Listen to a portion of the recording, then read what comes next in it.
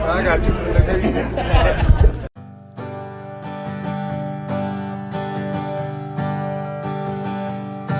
Well, I'm running down the road with Barbera in tow. I got 15 titles on my mind. 7 world ones, 1 hardcore, and 7 tags with 4 different guys. Take her easy, take her easy. Don't let the sound of gongs and bells drive you crazy. Lights up and raise my hands. Don't even try to understand the supernatural dead man. So take her easy.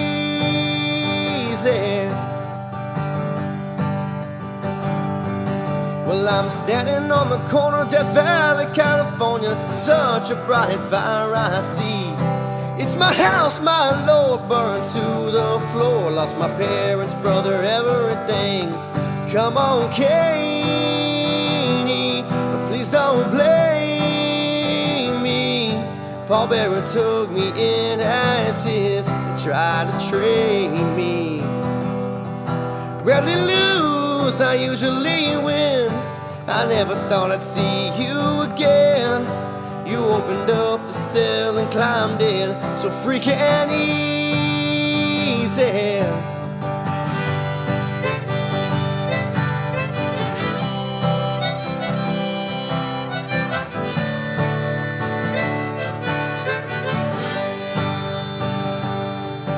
Now I'm running down the road and I'm all on my own. Got a decade of destruction. Call me big evil, not Booger Red, but do call me American. Take her easy, take her easy. Don't let the sound of Limp Bizkit drive you crazy. Come on, Vincy, you bury me. I'm coming back, it's the dead man. So take her easy.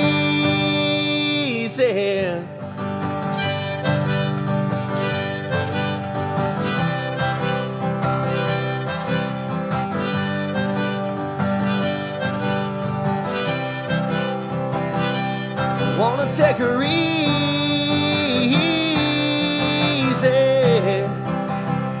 You wanna take her easy.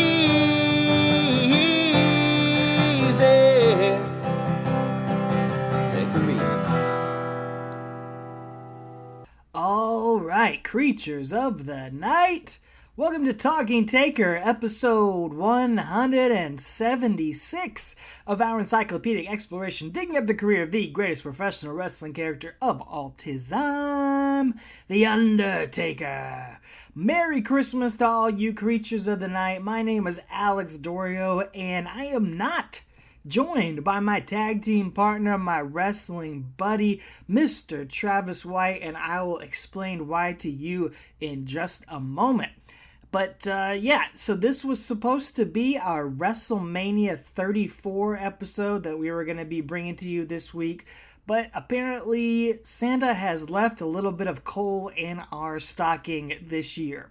We sat down to record it this Tuesday night and had some very strong technical difficulties. Hard to explain beyond that. Basically, my computer has been glitching and malfunctioning for the past couple weeks now. You guys who have been listening every week have noticed the sound quality being a bit different these past couple of weeks. I've been having to record on my wife's computer without the same setup that I am normally using, so that's kind of been our solution the past couple weeks, but I did not have access to it for us to record this Tuesday night, so I tried to do it on the computer that I've been having problems with. I thought maybe I could get it to work for about 90 minutes for us to record, but it was a big no-go for us. So we were immensely disappointed to not be able to bring you an original episode this Friday. I mean, obviously it's Christmas. I'm sure all you guys listening out there have plenty of other things to do and plenty of other things to listen to. But, you know, we've been bringing you this podcast for 3.5 years now. We've never missed a week. We've been late a couple times due to some other technical difficulties and scheduling difficulties.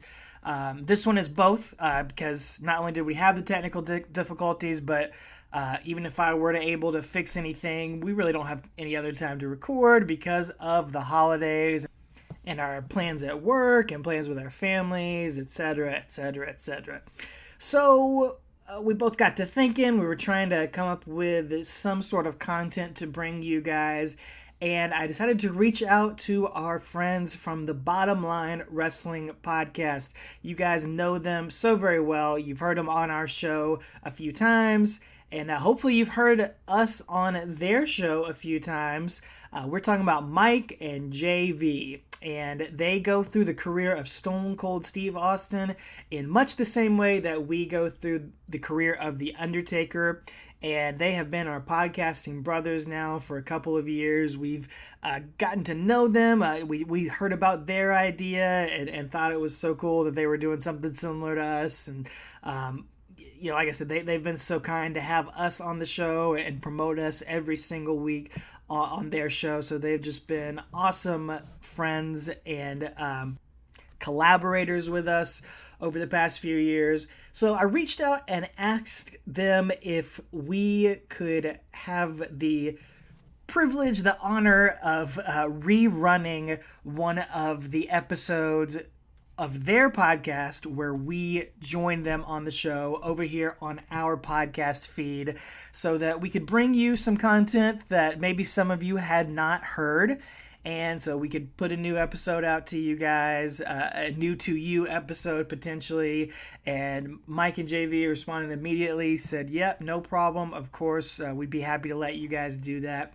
So what we are going to bring you today on our feed is the full episode of the Bottom Line Wrestling Cast, with Travis and I joining Mike and JV for a watch-along of two matches from the Rebellion 2000 pay-per-view.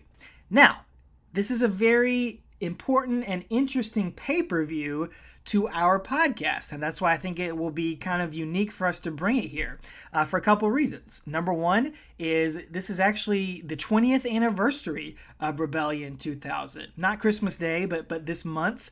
It was 20 years ago, right around now that this pay-per-view occurred. So it's kind of cool that we're talking about it around the 20th anniversary of it.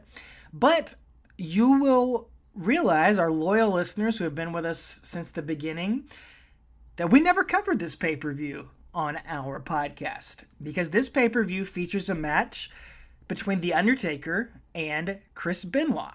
It's the only time they wrestled each other in singles competition on pay-per-view. And we explained it back at the time that we just didn't feel comfortable dedicating an entire episode of the podcast to covering this match. What we do here, we're not just serious sports analysts, sports entertainment analysts. We obviously like to have a lot of fun. We like to crack a lot of jokes. We don't take ourselves too seriously. We don't take the matches and the professional wrestling too seriously. I mean, we love it and we appreciate it, but we like to be goofy. We like to be silly. We like to talk about The Dark Knight, or we like to talk about random 90s music that pops into our heads, or just, whatever crazy stuff comes up. And Travis and I, we both decided we didn't feel like that would be appropriate to do that for a Chris Benoit episode. Your mileage may vary, your feelings may be different, but as we talked about on another episode, that the Chris Benoit tragedy and his whole family's tragedy, it's still a subject that is something that is still hard for us to talk about and not fun to talk about, certainly. So we decided in our journey of doing every Undertaker pay-per-view match, we would just pass over that one. It's not a huge match. It's a UK pay-per-view. It's not that long. It's not that in-depth. So we thought, okay, this will be okay if we pass over that one and you guys would understand it. But Mike and JV, they actually reached out to us a while back and invited us to join them on their show for a watch-along for that match between The Undertaker and Chris Benoit and the main event of this pay-per-view. which is a fatal 4-way match between Stone Cold Steve Austin, The Rock, Rikishi, and Kurt Angle. So we said, yeah, we'd love to join you guys. And, when we weren't going to ever cover this match between The Undertaker and Chris Benoit on our show, but since you guys asked us to join us, we're okay with watching it back and doing a little commentary over it and talking about it as a way to look back at it. And so for a long time, the only place you could ever hear us talk about Rebellion 2000, the lost match in our lineage and our encyclopedic exploration, Digging Up the Dead Man, was over on the Bottom Line Wrestling Cast feed. But it's been over there for a long time now. And since we were in a pinch, they allowed us to graciously put this episode up on our podcast feed. Since we are also coming near the end of our encyclopedic exploration, now we can have this missing piece of the puzzle placed in our podcast feed. So we'll never dedicate a full episode like we normally do it with all the analysis of all the Raws and SmackDowns, but at least you will find it in our feed. You will hear us cover it after long last. So before we get to that, you're going to hear Mike and JV take over the hosting duties and bring us in for that watch along special. They'll give you the time cue so you can watch those 2 matches with us, and we had a blast joining them on the show as we always do. I want to make sure they get all the plugs from us in case for some reason you are not already following them and listening to them each and every single week. Their episodes usually drop every Thursday. Like you said, it is the career of Stone Cold Steve Austin. It is the Bottom Line Wrestling Cast. They are at Bottom Line Cast on Twitter. You can also follow Mike and JV. Mike is at MPRU83 and JV is at John Van Damage. You can subscribe to them on all your favorite podcasting apps. You will find them on there. You can also go to their Teespring store and pick up a Bottom Line Wrestling Cast shirt or even a fanny pack, which I cannot believe is a real thing, but it definitely is. It's a great t-shirt. It's a great design of their logo on there. I have got one in my collection, and I wear it proudly all the time.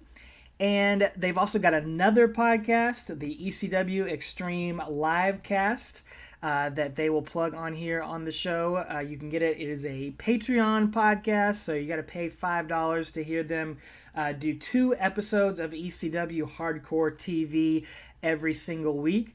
And we always joke that whenever they're ready to get to December to Dismember, we'll be happy to join them and talk about that one. You can find our episode on that in the archives. Yes, we have a December to Dismember episode on the Undertaker podcast. It's true.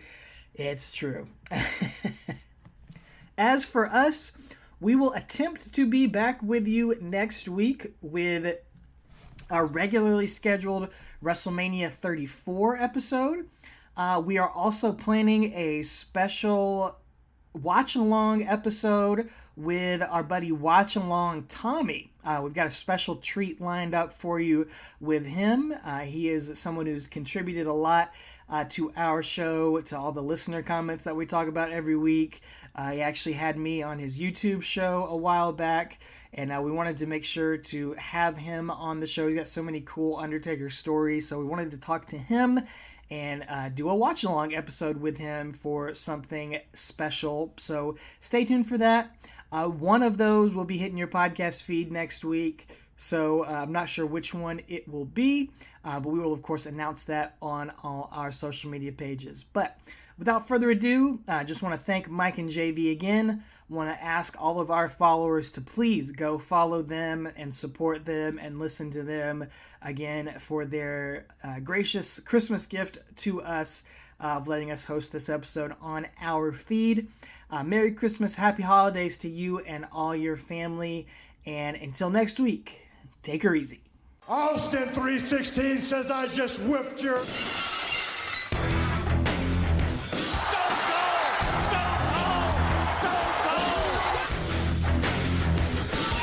Sit there and call yourself the gorilla, yet you hee-haw out here like a jackass. What? I said shut up. you can kiss my ass. Kumbaya, my lord, kumbaya. What? And that's the bottom line, because Stone Cold said so.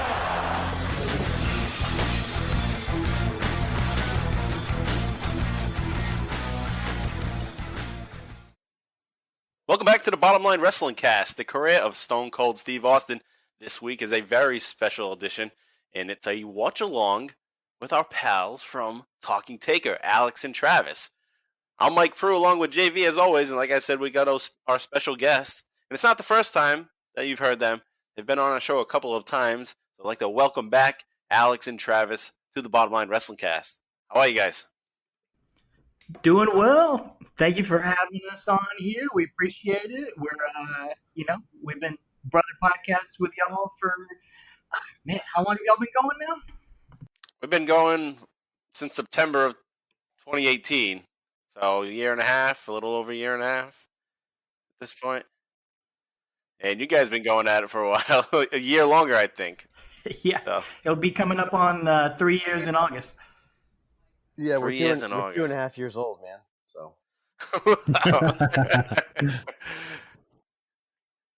So that's awesome. Yeah, I was just taking a look at the shows that we've done together, prior to this.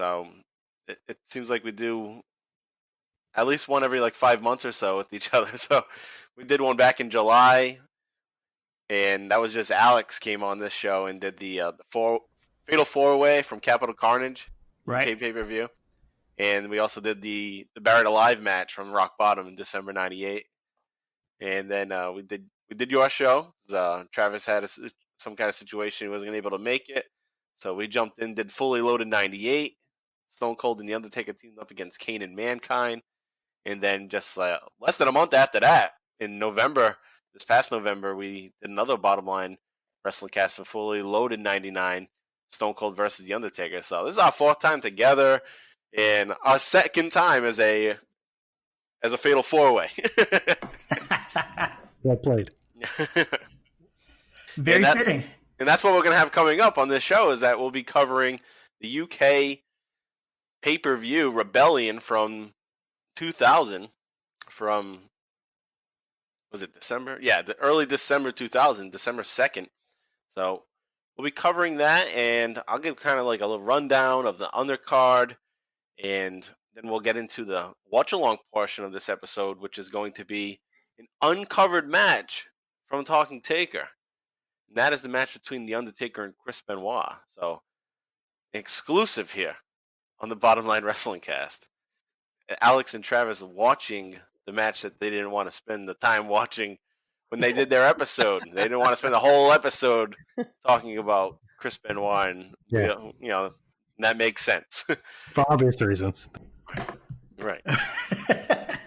It's also, there's no storyline to this really, and there's not a lot to it, but we're happy to give you guys the exclusive on it. Awesome. So that's what we have coming up, and then we also have the main event, which will be the Fatal 4-Way match between Kurt Angle, Stone Cold Steve Austin, Rikishi, and we had The Rock.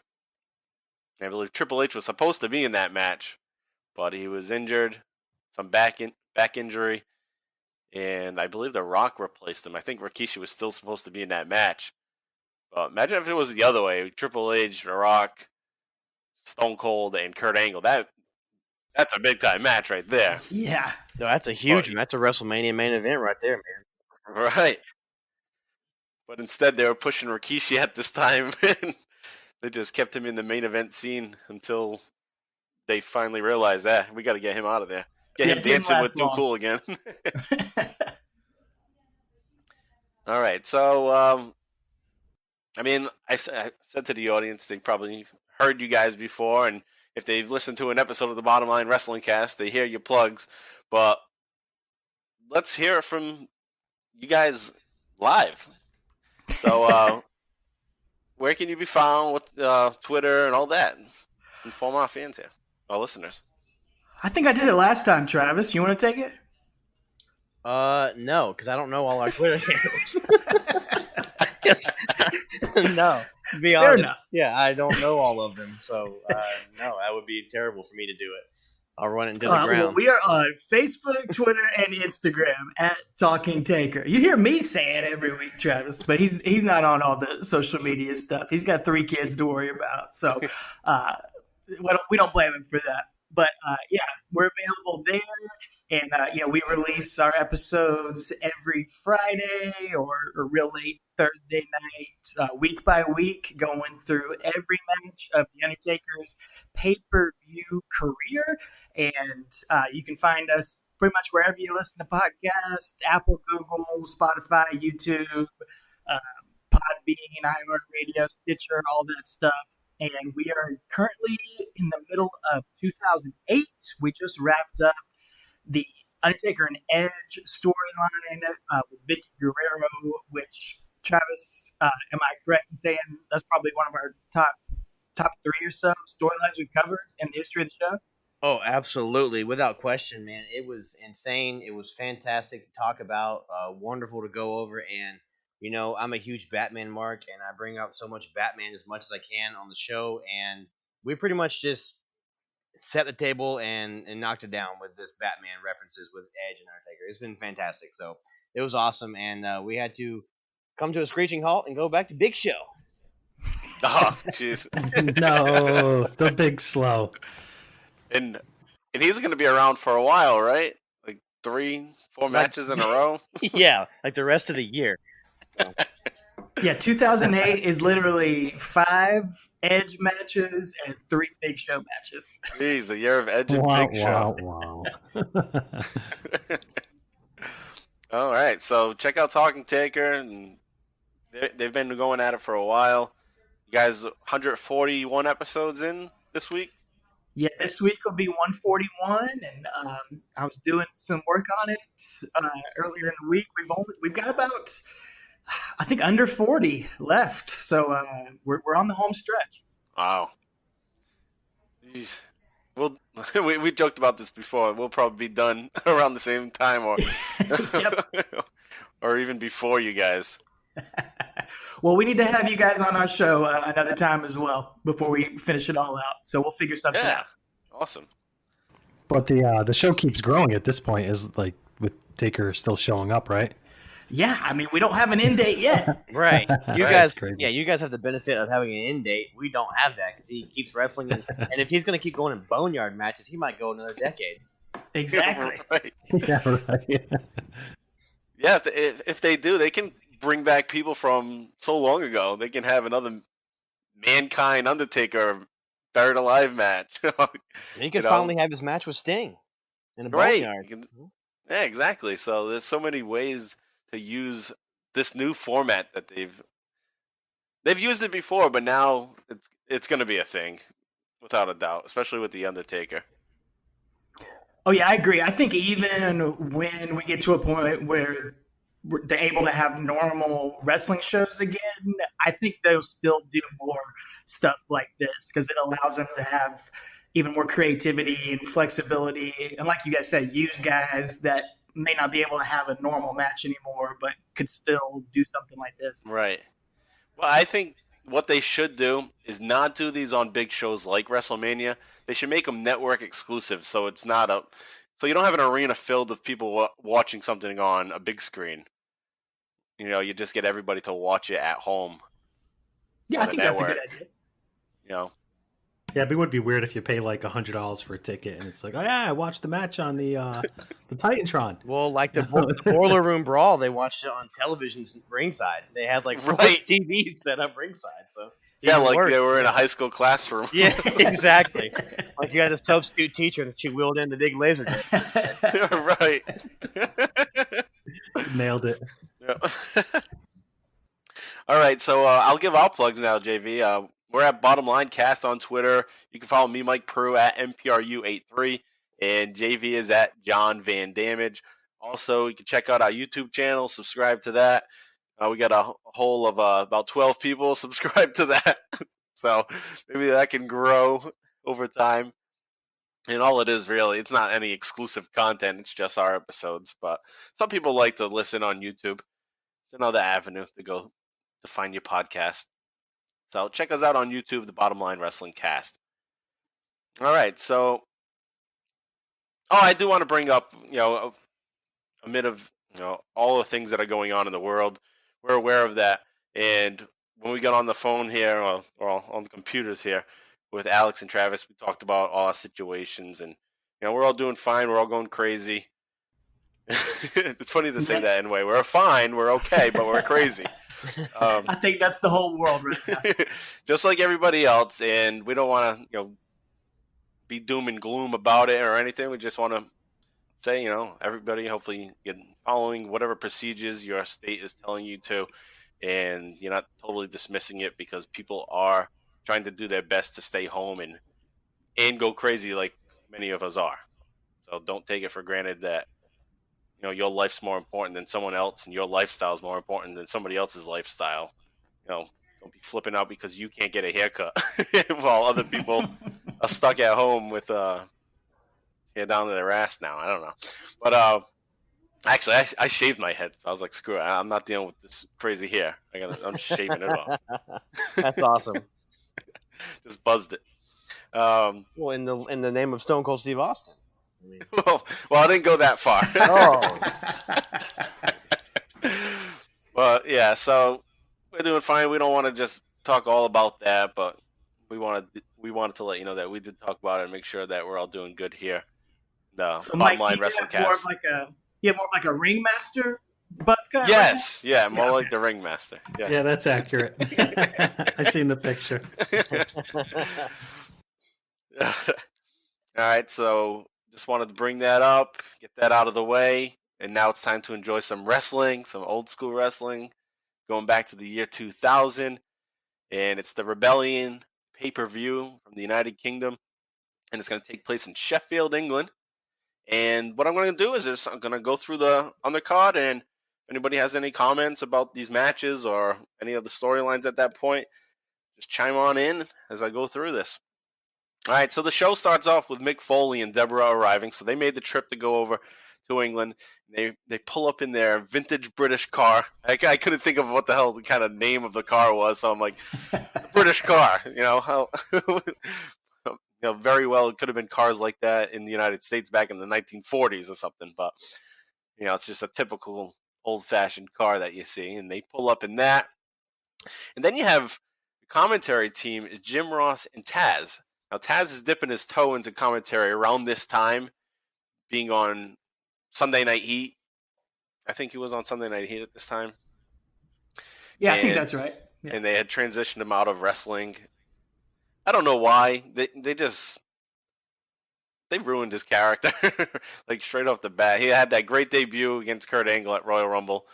And then from there, it's like, all right, here, wear these pants, wear this cut-off, button-down shirt, and go look like a fool in the ring, and get into a feud with Jerry Lawler and Jim Ross. Yep. And then with that said, Taz is on commentary with Jim Ross like everything's all cool now. Yeah, it doesn't make any sense. Didn't he smash a glass candy jar on his head like 2 months before this? Right. Yeah. That random candy jar. Oh, yeah. Just it needed a candy jar sitting there on the commentary table. Because there's always been a candy jar. Right. So random. But the funny thing is, Travis has brought this up on our last few shows because they're the commentary crew on SmackDown in 2008. They're still together in AEW in Yes. 2008. Yeah, you're right. How crazy is Jim that? Ross was on commentary with Taz in 2008. Yeah, he got SmackDown switched. for a little while. Yeah, Oh, he got switched okay. to SmackDown in the draft, like for a shoot. He had no that's idea, right. and he almost quit. Yeah. And it's him and Yeah, he was Taz, pissed about that. which I think is funny because like I said, in 2020 they're on AEW together, which is just crazy. How things at 20 years, we're talking about a match from 20 years ago. And you still got JR and Taz on the commentary. It's just crazy. That's crazy. Yeah. Wow. All right, so from there we move on to opening segment. It's Mick Foley, and Mick Foley's going to make fun of Triple H's nose. He's doing the whole promo style. Holly Racer, big nose, the Triple H voice. And Nick announces that there's going to be some changes to the main event. Triple H is not in the main event, and it's going to be no DQ, no count out. Whoever gets the pinfall wins the championship. So Angle comes out. He's bitching and moaning about it, but Mick Foley tells him his decision is final. He was trying to get that over as a big-time catchphrase. Yeah, that was not one of his best. No. Yeah, it didn't go over well. didn't stick. He could have just stuck with "Have a nice day" after every decision. That's a good point. All right, so now we get into the matches. So we got an elimination table match. It's the Dudley Boys versus Edge and Christian and Test and Albert.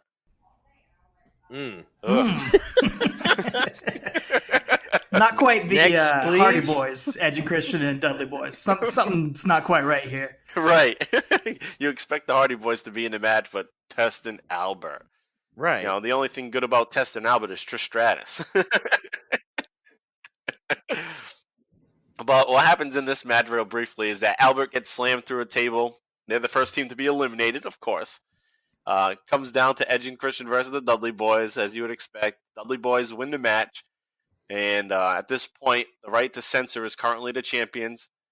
But they will soon lose those titles a week later at Armageddon. And JV and I actually talked about that last week because we're a little ahead from this. So this has happened December 2nd. We got up to Armageddon on last week's episode, which, thinking back now, we should have asked you guys to do the watch along for the Armageddon main event. So at least the Undertaker's in that match with Stone Cold. Well, are you guys going to do that on a future show? Maybe down the road. We won't do it soon because it was a great match. So we we can have you guys over on our show and do that one. Oh, yeah, that's a good idea. Yeah, great idea. I like the spot though where Rikishi falls into the truck. It's supposed to be like a choke slam, but it's more of like a shove. Yeah. He just trips backwards into a pile of rabbit feed. Yeah, what was it? Was it hay or sawdust? It's like wood. It's like wood. Yeah, it's like wood chips for a rabbit cage or something. I don't know. Stone Cold's face after is priceless. Yes. Yeah. Everybody looks pretty shocked. The strange thing that happens though, everybody else gets down and gets back into the ring, and you have that final moment where they're all hitting each other with their finishers and then taking each other off, and Angle sneaks in there and gets the pin. The Undertaker never shows up again. Nope. In that match. Right. Yeah. Yes, I remember that. He pushes Rikishi off and then he disappears. Like, I'm out of here. My work here is done. Yeah, I'm all set. I don't need to win this match. All right, anyway, so we move on, and Right to Censor, they lose the titles at Armageddon, and I was thinking, Dudley Boys should have been in the title scene at this point. They're just hanging around, involved in these matches, but never getting the title shots in late 2000. They've already had the titles earlier in 2000, but at this point, they're not putting the straps on them at all. All I really remember about that time, I remember so many great matches, but I couldn't tell you who was champ when. I just felt like the tag titles were changing almost every week. Right. It's always Edge and Christian, the Hardys, Dudleys, even Right to Censor here. The Censor had it, yeah. And they stuck around way too long, longer than I thought. Oh, right. Oh, not long enough for Travis. Not long enough for me. I'm a honorary member. And I was in. You guys didn't see that video. I was inducted by the Good Father as an honorary member of the Right to Censor. Were you? Yes, I was. That's awesome. Yeah. Oh yeah. I'm gonna start defending that now. It was my birthday last year, right, Alex? Yeah, it was your birthday present last year. Last year. So the Godfather cameoed me and inducted me into the Right to Censor as an honorary member. That's awesome. And then we got to meet him a few months ago when we met Taker in New York, right before the coronavirus took the world down. Yeah. Now, actually, that's something I did want to mention is that you guys were able to sneak in that trip to New York right before things got crazy. Yes. Man, because a week later they would have probably canceled the whole thing. Oh yeah, Oh, yeah. I'm sure if the event wasn't canceled, I'm not sure we would have been able to go. Anyway, I mean, it's just incredible how the timing worked out. Yeah. So lucky there. And then we actually talked about you meeting them. I think it was last week or the other week before. Actually, it was Survivor Series. We covered Survivor Series a couple weeks back. So I brought up the story of you talking to the Godfather about the pants. Oh, yes. Yes. Oh yeah, that's right. You did mention that. And how he said, I'm bigger than The Undertaker. He won't even fit in those pants. Yeah, we put that wrestling myth to bed. That's right. And it's something I didn't even realize until you guys talked about it. You talked about it way back when you covered When we Survivor covered that pay-per-view, yeah. Right. So I looked online after that. I was like, oh yeah, other people have been mentioning this online for a few years. Well, they're such strange pants, and Undertaker never wears anything like that ever again. Yeah. Right. It totally does seem like a situation where he's like, shit, I lost my pants. like maybe Godfather has something because he's one of the biggest guys around that maybe I fit they fit into it kind of. Yeah. But anyway. If he really lost his pants, why wouldn't he just go to Walmart and pick up a pair of jeans? Because that's what he normally wrestled in. So, we definitely think whoever his wife was at the time stitched him up some fancy pants or something. He felt good about him that night. Or maybe it was one of the rare times that the Undertaker was brought to the backstage court, and the ruling was you got to wear these pants. I like that theory. Yeah. And Godfather gave him the pants, but Godfather has to keep quiet about it because outsiders like you and Travis can't know about the inner workings of that. Yes. I like this conspiracy theory. Yeah, it's a BSK conspiracy. Right. All right, so let's move on into the card. We have the Women's Championship, and that's Ivory versus Lita. This is nothing much here, but the one thing at this time period that got me going as a kid was Lita's thong popping out the back. That's and what I thought was funny on commentary is Taz is trying to be like Jerry Lawler throughout this show. He's trying to come up with his own catchphrases, and he's all worked up about, the thong, and he's also wondering, I wonder what's under Ivory's high water pants. Like her character is you're not supposed to be attracted to her, but Taz he can't help himself. He's like, I want to see what's under those pants. Does he call her a tomato? A tomato. A tomato. He always called them tomatoes. Girls, tomatoes. That's one hot tomato right there. Oh yeah, you're right. Well, later in the show, when he's talking about China, he's calling her puppies biscuits. He calls them biscuits instead. So he's just trying to come up with his own catchphrases. Yes, not quite working. No. Stick to the suplexes, my friend. Yeah. Kata Hajime. And that too, exactly. Yeah. I've heard that. I haven't seen it spelled, I don't think, ever. So every time I say it, I'm like, I don't know if I'm saying it right, but that's what it sounds like to me. No, I couldn't tell you how to spell it. That or shillelagh. That's Shillelagh. Both of us, I think, Travis, in our notes, we never know how to spell shillelagh. I look it up every week, yeah. A lot of Finley matches. Yes.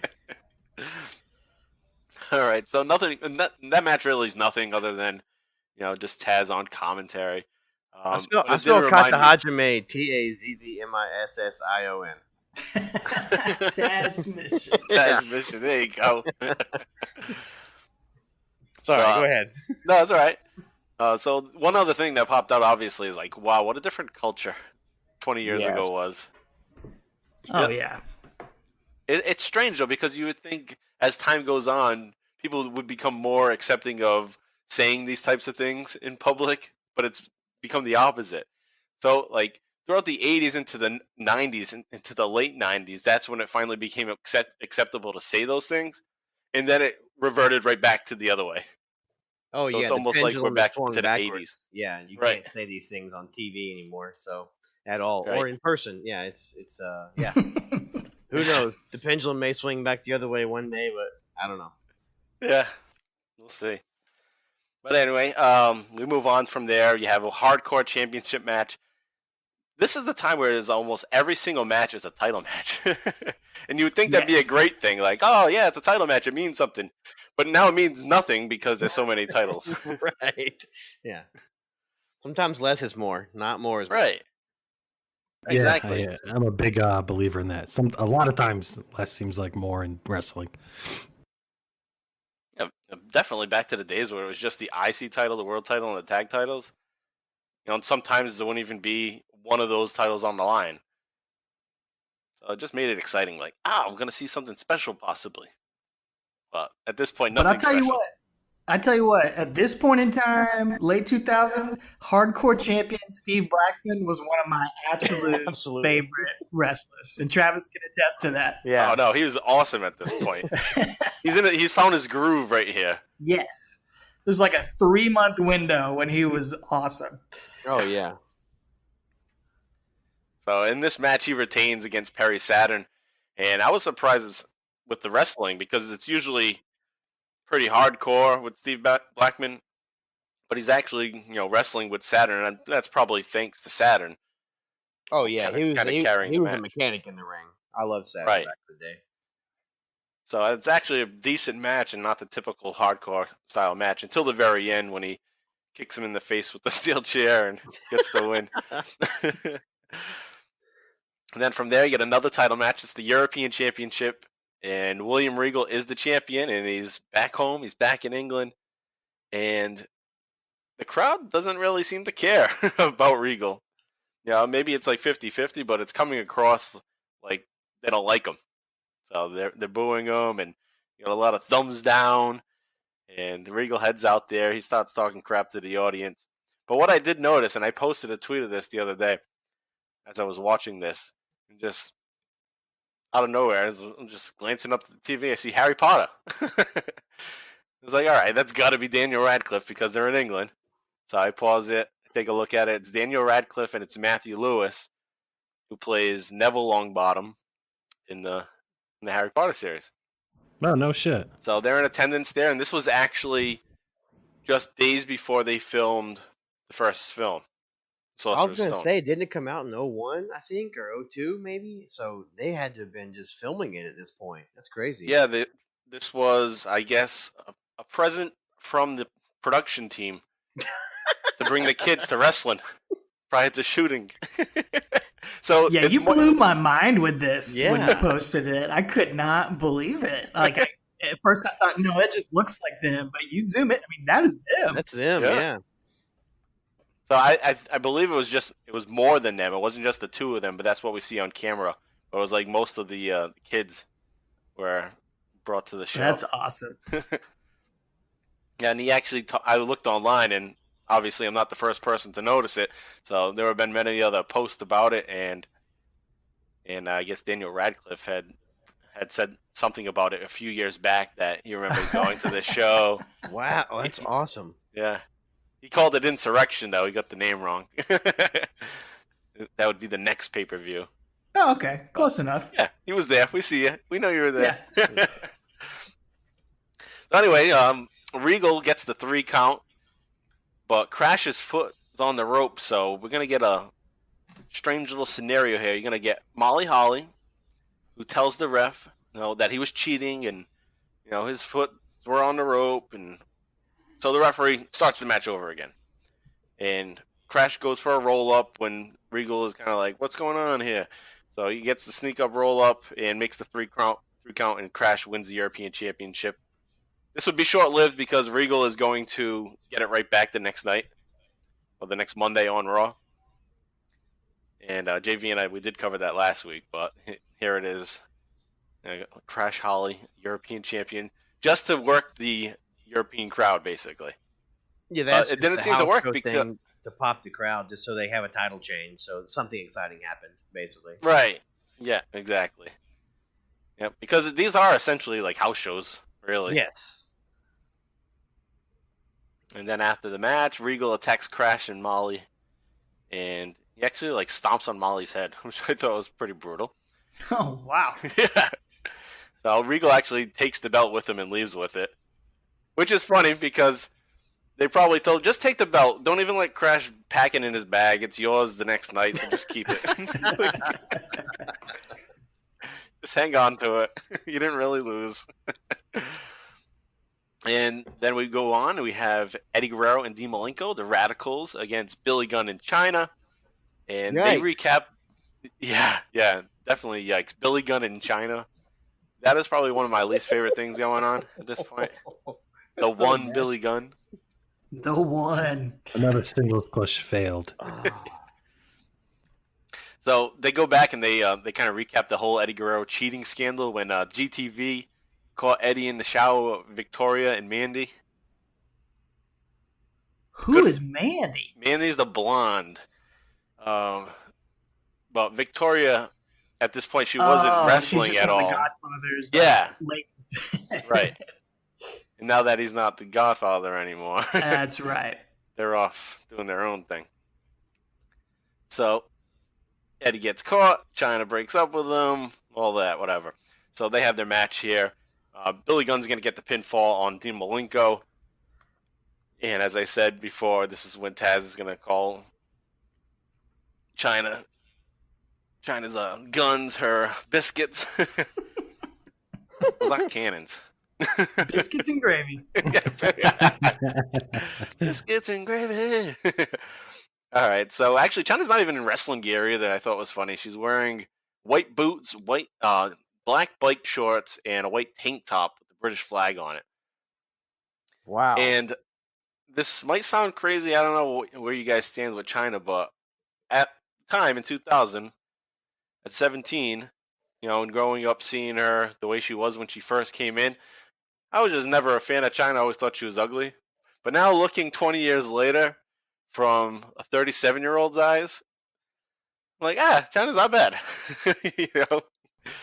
Oh, no, absolutely. Once, 2000, 2001, yeah, I was fine with China. Oh, you were fine back then? Yeah, I was fine back then. Oh, same here. Man, I must have been too picky. Come back down, buddy. Yeah, I've come down, way down now. Way down. Yeah, another one, too, that I had nothing for at the time, that going through all this now, I'm like, oh, shit, how did I miss out on her? And that's Molly Holly. Oh, I was always a huge fan of Molly. Yeah, from day one, I was into Molly Holly. I liked Molly Holly when she was in WCW as Mona, Miss Madness. She was one of Macho Man's girls. Oh, okay. Yeah, I missed out on that. So. It was her and Medusa and somebody else were Macho Man's, I guess, lackeys or whatever. And then she went to WWE and became Molly Holly. So, yeah, I was always a fan of hers. Yeah, I didn't know where she came from either. I don't remember that. I know Macho Man had his period where he was going through a midlife crisis, so he had to be around young chicks. Oh, it was Gorgeous George. That's who it was. Yes. George. Yeah, that's right. Gorgeous George, Medusa. And Medusa. And Mona, yeah. Gorgeous George. Didn't she get the Macho Man get the rights to Gorgeous George's name? I believe that's why she was able to use it? Because it was his real life girlfriend. Yeah, and she was 11, so it's creepy.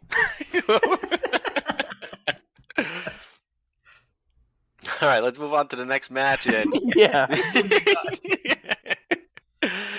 In the next match, it's Kane and Chris Jericho going at it for the 100th time around this period, where their feud started off with Chris Jericho spilling coffee on Kane, and then classic.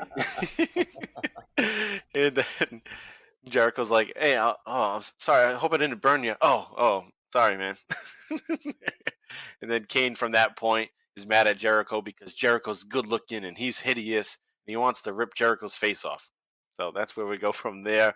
And they have a series of matches. They have a match at Survivor Series. They have a match here. They have a match at Armageddon. So they're just going at it. And Kane's going to win this match. And then Jericho's going to attack him on the ramp after the match. But the crowd loves Jericho in England. When he makes his entrance, he's like the biggest star. He gets one of the loudest pops of the night prior to the main event pops that you would expect from The Rock and Austin and even The Undertaker. So, Chris Jericho, over in England, for sure. Oh yeah, We one of the we best love pops Jericho. ever. Us too. One of the biggest pops was when he won the title for like 10 minutes back in April this year. Oh, yes. Yeah. Crazy. Yep. Oh, We what a covered tease that that was. awesome. What a tease. It's almost like they were just testing. Yep. Yeah. Testing What's the waters. crowd say if we do this? And the crowd said, "Please freaking give it to us," and they didn't do it. Right. They waited till December of the next year. So. Yeah. Right.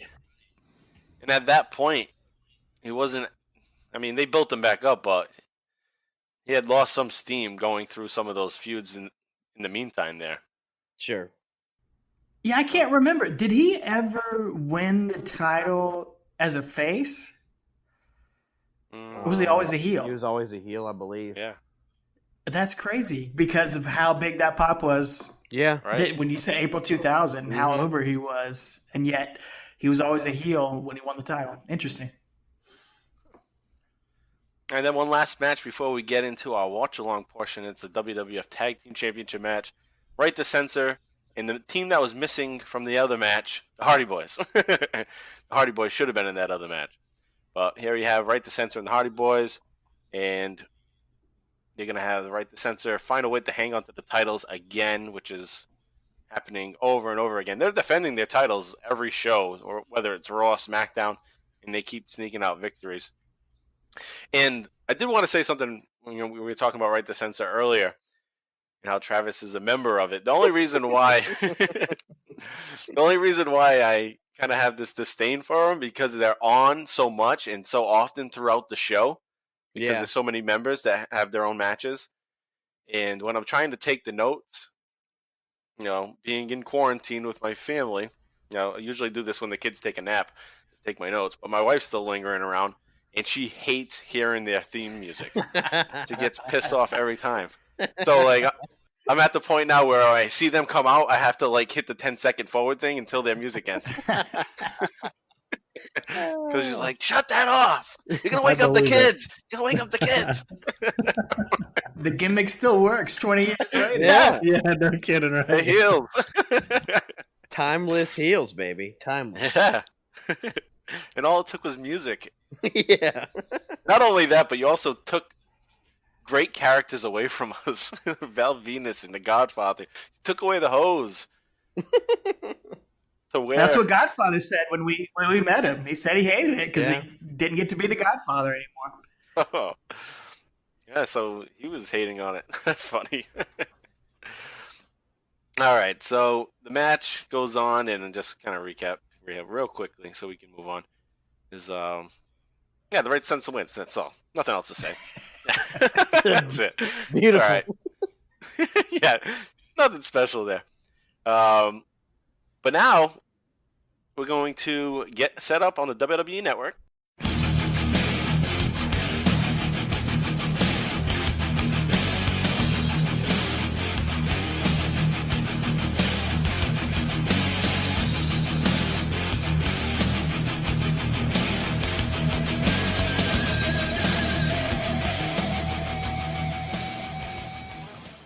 All right, so now we're here for the watch-along portion of the episode, and we're going to watch the final two matches, which is The Undertaker versus Chris Benoit, and then the main event, the Fatal 4-Way, no DQ, no countout, Kurt Angle defending the WWF Championship against Stone Cold Steve Austin, The Rock, and Rikishi. And the timestamp to get synced up with us on the WWE Network is going to be 1 hour, 42 minutes, and 4 seconds. Again, that's 1 hour, 42 minutes, and 4 seconds. If you need to, just pause us and then hit play when you found your spot, and then we'll be right here. All right, so I'll count down 3 down to 1 and say play. When I say play, we'll all click play and get started. 3, 2, 1, play. All right, so we should see The Undertaker walking down a hallway, shadow boxing.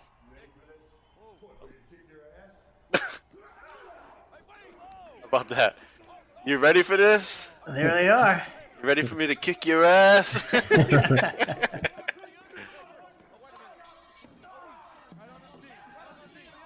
I mean, Ooh, it is attacking the knee of the big man. it is a shame that only one of these guys is in the WWE Hall of Fame. You know, for all for different reasons. But man, all four of those guys back in 2000, you would have thought all four of those guys would just have been future world champion. Maybe not Dean Malenko, Who's the guy? just because he was a cruiserweight. But I love Dean Malenko. So did I. Yeah, love Dean.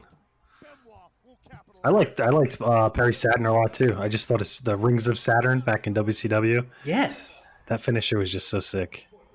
Oh, in case we missed it, the last time. Yeah, in case we missed what happened literally 15 seconds ago.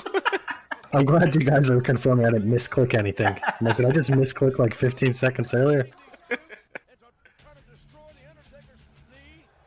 What the heck? Why did they replay that? Yeah, that was so strange.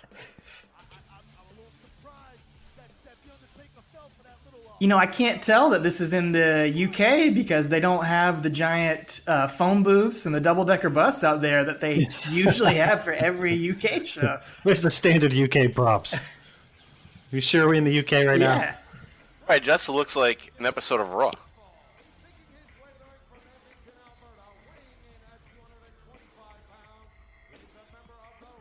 That's hard to I watch. still might think I'm having trouble hearing Travis. I think he just popped in. Oh, okay. Okay, I didn't notice. But, yeah. Look at that. Has anyone seen my teeth? Yeah. Toothless aggression. Toothless aggression. That's right. Man, I mean, and this time in 2000, I don't know about you guys, Mike and JV, but Travis, I mean, you and I, Chris Benoit was our favorite wrestler, right? Yeah, absolutely. He had won the world title back in January in WCW, and that was one of the greatest nights of my wrestling life. And then he left the next day.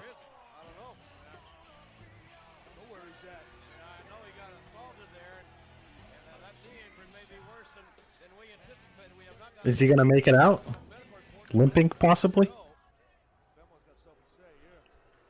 Well, Chris Benoit, he's never the best promo.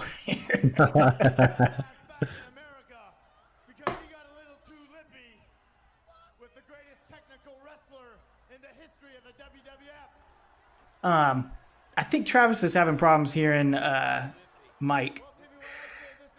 Yeah. I think Mike just left the call here. Okay.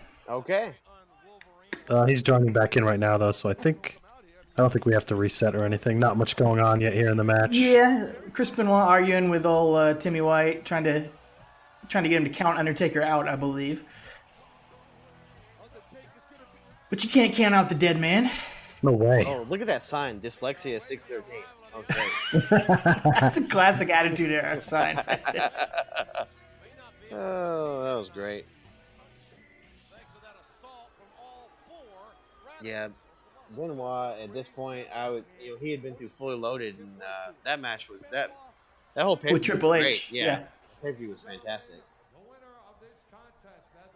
All the young guys versus the older guys, established guys. That was a great pay-per-view. Yeah, it was. Why is there so much? Like, I see a kid with neon green hair. There was a kid behind Taz with neon pink hair. Like, what's the deal with the neon hair? It's 2000, man. I guess so. You had highlights in your hair, didn't you? I did a little bit. That was a couple years before that, I guess. Taker shaking it off. I had highlights too. I was natural blonde, man. Oh, lucky you. Yep. All right, so this match is kicking off. Pooh just chatting me, so it looks like he's trying to get in. Okay. Well, he's in, but he's having mic problems. Mike's having mic problems. Ba-dum-bum. Yeah. Oh, Ben. Right back to the knee here. Yep. Kind of setting that up. Well, JV, I think you guys have said you weren't huge fans of Undertaker in this era, right? I wasn't. I think Prue may have been. I forget, but I was not at all. That's for sure. I don't know why. I loved him as the Dead Man though. But Sure. as Mark said earlier in the show, after seeing WrestleMania in the Boneyard match, I don't know, it feels like it's forced me to change my tune on Biker Taker. And now that we're rewatching and covering it since, I feel like he's kind of grown on me. Yeah, I think that was the same for both of us. Mm-hmm. For sure. Like, I didn't care for him in the year 2000, but going back and rewatching it, he does a lot of fun stuff that you can see him coming into that character and really letting loose in a lot of ways that I didn't appreciate back then, but it's fun to watch now. Yeah, same here. Yeah, I remember huge fan when he came out in the at that was it Backlash 2000 came out as Judgment Day. Judgment Day. Sorry, yeah, Judgment Day. And really cool to see him as that. It was brand new, but after that, I was like, oh, this kind of sucks. I don't like him. I want my dead man. But then, yeah, like since we've been going back and watching it, it's like, man, I really appreciate a lot of this cool stuff he did and the way he was able to change his character. But here he is just handing his butt to Chris Benoit. So. Yeah, what's wild is how the crowd didn't turn on him with this character change. Yeah. Like, would this go over as well nowadays? Like, how would, like, I don't know, how the crowd likes to hijack shows. I could easily have seen his original debut kind of not working out in 2020. Sure. Absolutely. And I just feel like it's so rare nowadays for someone to change their character so drastically. I mean, guys are just, I feel like they're the same for so long. I mean, even Bray Wyatt and The Fiend, it's not as massive of a change as this Undertaker character changes, I don't think. Right. But he's a great Undertaker's selling big time here. I mean, you don't typically see that from a big guy. I mean, he's for sure selling that knee, and he's always been good at that. Yeah. Yeah, that's one thing. You, as a big man, he sells so well for his opponents. Man. Yeah, he kind of, I don't know, he sells like a kind of like a 6'2" guy, you know. Yeah. Mm-hmm. Look how big he is here, Alex, compared to what we're covering in 08. Oh, he is. Yeah, he's jacked up. That's the other thing. He's solid. Yes. His gut's solid. His arms are solid. I mean, like look at his gut though. Like he's big. Like, Yeah. Yeah. Yes. We're covering in 2008 now, and he is svelte. I'll say. He is slimmed down a lot in 2008. Has a lot more tan. Yeah. I like how Chris Benoit's rocking the Georgia Bulldog color pants. I do like that. You do appreciate that. Yep. Yeah. JV, did you guys ever watch these UK pay-per-views back in the day? Like, I mean, I know our video stores would have them sometimes. They didn't have all of them all the time, but I remember renting a few of them. This one I did watch them, but I don't recall if I caught this one or not. I remember like the December and January pay-per-views after like 99 were a little bit more difficult for me to watch because they had like high school sports and shit like that. Except for like the Rumble. Even nowadays, I make sure I always see the Rumble in January. So I may have missed this one in December 2nd, 2000. Yeah, I don't remember seeing this one back in the day. It was hit and miss with like our video stores, whether they would get them or not. I remember whichever one that had Jacqueline where her top came off. I definitely saw that one. Oh, I saw that one too. Yeah, That's Capital Carnage. I saw that one a lot. There he is. There he is. Oh, I can hear Perfect time. Travis. Yes. I Yeah. can hear everybody now. I have to log back in, and then Mike in? use the link again. Yeah, Mike's in. Can you not hear him? No, I can't hear him. I can't, No. What happened? JV's gone? JV says he can't hear you. Ah, Well, we can all hear you. that's funny. This is great. What a cluster. Maybe we'll have to take a break after this match and Yeah, that's start probably over a good idea. for the next match. We were just talking about how we didn't really see these UK pay-per-views back in the day. Like our video stores and stuff, they would get some of them, but they didn't have all of them. So Travis and I, we don't think we saw this one back in the day. Oh, this one Yeah, I wasn't on didn't see pay-per-view? them either. They're It rare to was, come but I mean, across. we weren't in the UK, so. Oh, yeah, that's right. Yeah. Yeah, our local video store would get them like, when they got released, but Yep. necessarily they wouldn't get all the UK ones. So I don't think we saw this particular one. Yeah, I do remember the one with Jackie though. Oh yeah, never forget. That one ruled. Chocolate biscuit. Kids these days don't appreciate Chocolate. random nudity like that. Now they just put it in their phones and shit.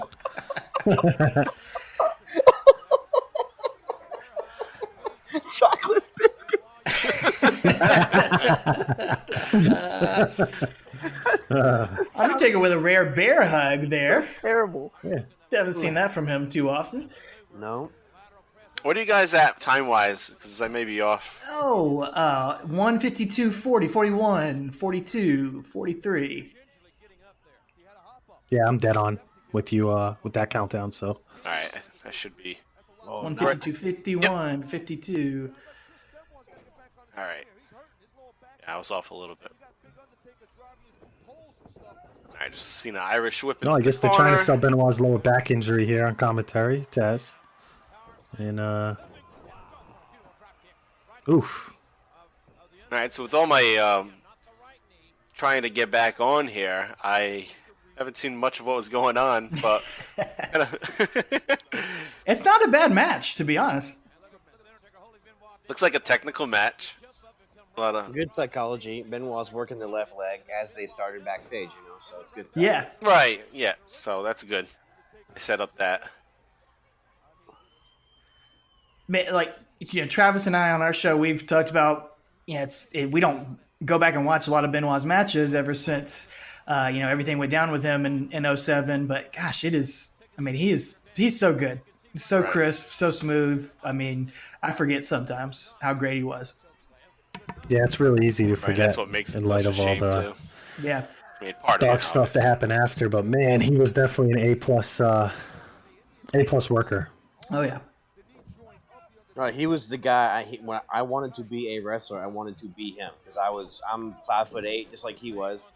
I don't have half the muscle, but I'm just saying, like if I wanted to be one, I wanted to be Chris Benoit. Like that's what I wanted to be. I always had an I interest in the shorter wrestlers too because I'm 5'6 3/4. Like in my friend's house or whatever. And we watched these WCW short around wrestlers 95. gave me hope. And we'd team up against some big stuffed animals in the house. And I would be the technical one. I'd be Chris Benoit, and then my buddy would be Eddie Guerrero doing a frog splash off his bureau onto the bed. There you go. I was doing frog splashes on the trampoline this afternoon with my kids. So Yes. Sweet. Sounds like a good time. I was also doing monkey flipping across the trampoline too. Ooh. I got my oldest son in his surfboard, which is a move Benoit used to do. Oh, that's one of your favorites. It is one of my favorites. Got him in the surfboard moves. Great. Yeah, but it's not a bad match, honestly. And that's pretty, this is the time, 2000, Undertaker's really getting into more of doing matches like this. He's doing stuff with Kurt Angle the month before. That Survivor Series 2000 match is really, really good. And starting to let loose a little bit and drop, the different style that he had during the Dead Man days.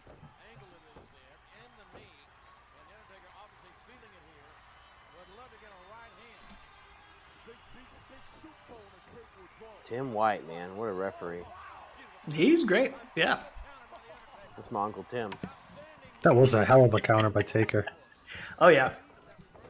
Oh, someone with a Pete Gas sign in the crowd. Big Pete Gas fan in the Pete Gas sign? Yeah. It's strange the way we're recording right now. I don't know if JV's talking. I don't know if I'm talking over him, and he can't. There was a minute ago you guys talked over each other, but Take it forward, baby. Oh man, What's our time cue here? For the we are at 156, 27, 28, I'm a second 29, 30. 30. if this recording doesn't work out, I think we go cursed by So matches Benoit. slow down a little in the middle of the ring. Benoit curse. We weren't supposed to cover this match. I have no idea if I'm talking over Mike, but You guys are going to love listening back to this. You guys are gonna love this. It's smashing, as they say in the UK. Oh no! We'll get it fixed before the main event. yeah.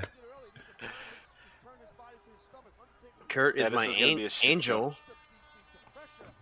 That person doesn't know how to spell angle. It says Kurt is my angel.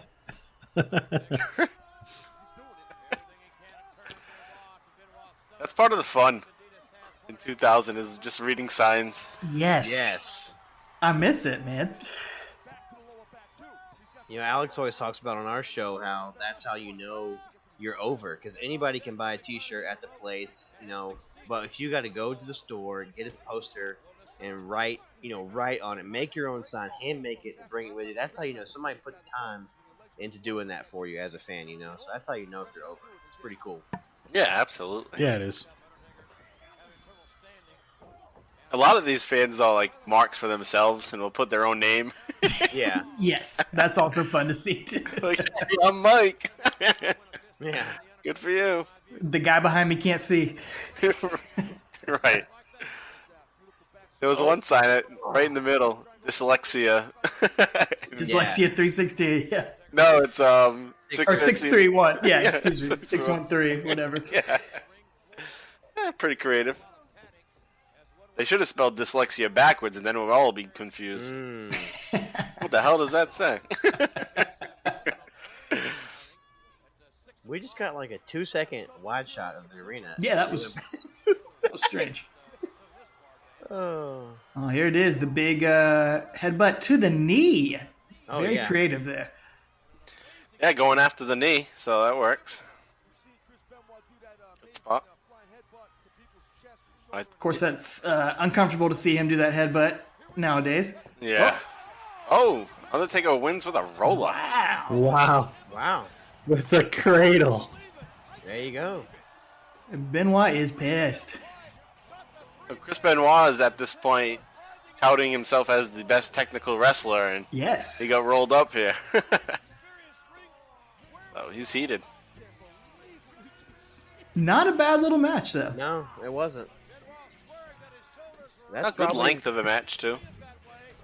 That's probably only maybe the third or fourth Benoit match I've watched in 13 years. So, you're welcome. Yeah, we covered. They have a fatal four-way. Yeah. I think later this month in 2000, Undertaker, Benoit, or maybe it's a couple months before this, actually. I think, but yeah, we haven't covered too many of those. Yeah, I've watched that. I've watched the Mania main event that we were at, in WrestleMania 20. I've watched Benoit and Angle one time, and from Royal Rumble 2003, and I think that makes about it. Look at that standing ovation for the Undertaker. UK always loved Undertaker too. Whenever they go over yeah. there, he always got a huge response. Was Undertaker using the Roland music at this point, or is it after? Because I don't know if they're playing music instead of Roland because they don't have copyright to it, or is this the music that he was using at this time? The "You're gonna pay." No, he didn't have that yet. I think it was Roland. Yeah, I think so. because he didn't use the Kid Rock one for very long. No. There was an ECF&W sign in the crowd. That's just funny because in about a month they'd be dead. So Yes. Oh wow, yeah. they'd had their last show. So. All right, so we'll take a quick little break and see if we can get reorganized for this main event, and maybe we'll all be on track with each other. All right. Tell JV to stop the recording, and then we'll... JV, Mike was saying if we want to stop and try to reset here. All right, yeah. Sounds good. I was kind of waiting for some guy. All right.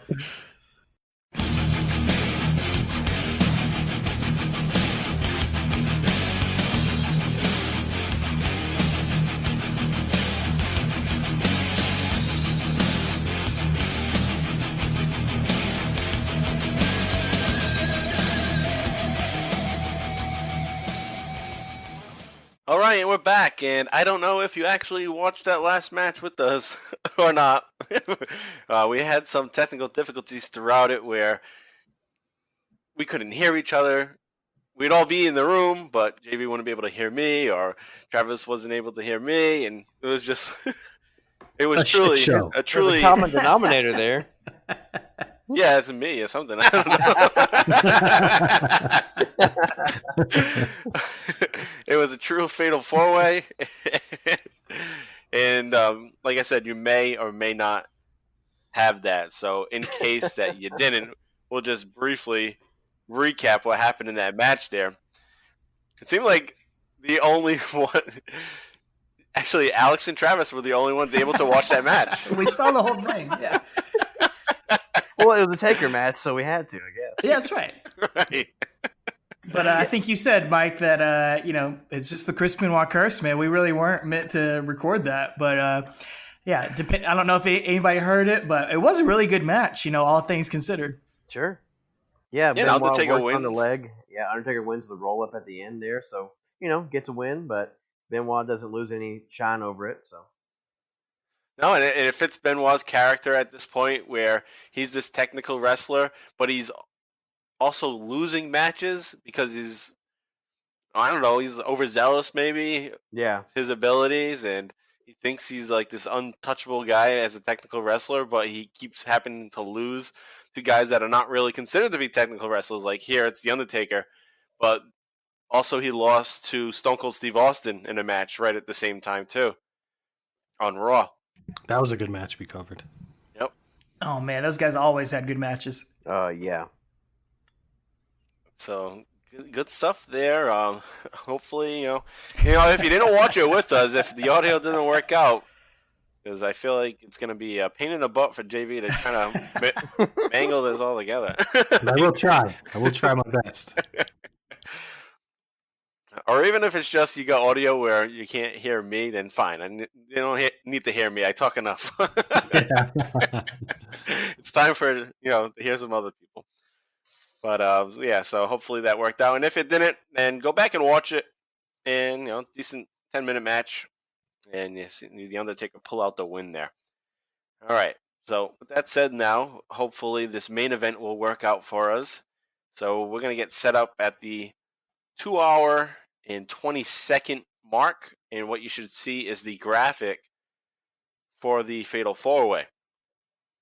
And everybody's there? Yes, sir. I'm here. Yes. All right. I'm looking at 3 Hall of Famers and Rikishi. Yeah. No, 3 Hall of Famers on Rikishi's the in, Rock. right? Excuse me. Yeah. No, isn't that weird? Yeah, The Rock's the one not in yet. Yeah. How is that possible? Biggest star in the world. He's not in That's why he's not in. They can't afford to get him in. That's true. I always figured they were just saving it for like a Miami one, but like that last time they were in Miami, he wrestled Cena, so they didn't want to do it, So maybe next time they go to Miami for a Mania, they'll induct him in. So That makes sense. and then at the rate they go to Florida every other year, I mean they'll be there in what 2022. Yeah. Yeah. All right, so I'll give a countdown, 3 down to 1. Say play. We'll all click play. And if you listeners out there need a second, just pause the show, and when you're ready, just hit play, and we'll be right here waiting. All right, so let's begin the countdown. 3, 2, 1, play. All right, so it's right after the Undertaker Benoit match, and we're gonna get Taz and JR on the call here. Why is the first E backwards in Rebellion? No idea. Yeah, I don't know. It's a Yeah, I 3, don't know but either. this is a Fatal 4-Way, so I don't know. Is it it's the like- third event in the UK, maybe? I doubt they Could be. thought that much. That guy was graphic like stood up Rufio. there way too long.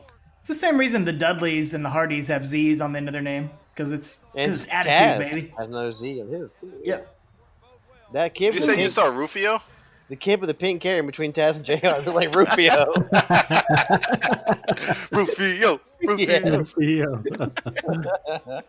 There's that Big Pete Gas fan Yeah, that we there he saw is. in the last match. I thought you meant Rikishi. No, Rikishi ate all the pies, as the That's sign right. said. I don't Yeah. know if you saw that. Rikishi, American fat ass. Yes. Yes. Then it was just a poster of his ass. How was that not a T-shirt back then? Come on. American fat ass. Fat shaming is still acceptable in 2020, right? Oh, absolutely. Yeah. When it comes to Rikishi, for sure. Yeah. Is he heel Rikishi here? Yes. Yeah. Yes, for This sure. is- I did it for the Yeah. Rock. Yeah. Yep. How about that 2000 era necklace that he has on, the shell necklace? Purple shells? Yeah. I never had one of those. I did. I did, regretfully. My dad didn't let me live that one down. I was jealous of people that did, but I never ended up having one. Remember, I got a good one that like screwed in when you Oh, put it yeah. together. Yeah. Yep. I was like, this is like $8. Yeah, like an American Eagle one. Yeah. The world champion's coming out second. You mean Yeah. That's weird. you know who the real Yeah. stars are here? Yes. And Olympic gold medalist. Yeah. But yeah, Rikishi comes out first. Yeah, you would think. Well, a lot of times during this time, I don't know if they'll do it in this match, but say if The Rock comes out next, Austin won't come out until like a minute later after everyone's already fighting. Yeah. Yeah. Yeah, They that was stagger that out the other- entrances.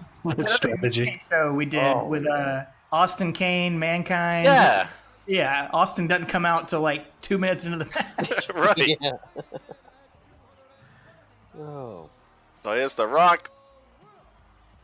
He's in great shape here. Yeah. I mean, he's in better shape nowadays somehow, but like, I don't know. But just as far as like when he was in 96, 97, he looked kind of like baby fattish, you know. He's got a good body on him. Right. Future And movie it looks star. athletic. Yeah. But today exactly. it looks like he can't move. Right. He looks Exactly. Comfortable. Yeah. Right. Like here, he's trim. You know, he looks great. Big Papa Oos right there, man. Yeah. Look at that stare down. That reminds me of the opening of the No Mercy video game. Him and Triple H stare each other down. Did you That's guys the ever play that? N64, right? Yep. Yeah. Yep. See, I was a PlayStation guy. Travis was an N64 guy. What about you guys? Look at that. PlayStation. Yeah. That was PlayStation. Yeah. But I was jealous of No Mercy. I loved going over to Travis's house and playing No Mercy. It was better than any other game, in my opinion. It was. My cousin had it, and It's it still the wasn't the greatest. same. It's still the greatest wrestling game of all time. Look at this, going at it. Oh, here we go. Yep. Oh man, this is awesome. Look at that, all going at it. Style That of reminds match. me of Attitude Era more than anything else. Is just guys just running into the ring and fighting. No no waiting around, no posing, just going in and fighting. Yep. Yeah, a lot of times Austin would just run down too, take his vest off at the top and Oh, run right in there. Start throwing. Yes, I loved it. Spine buster by Austin there. I feel like every Undertaker Austin match started in the aisleway. Yeah. They would just go fight. They just couldn't wait. What we've noticed over the past year, 99 into 2000, is that every Austin match leads back to the entryway. Yeah. Yes, the entrance every set. single one.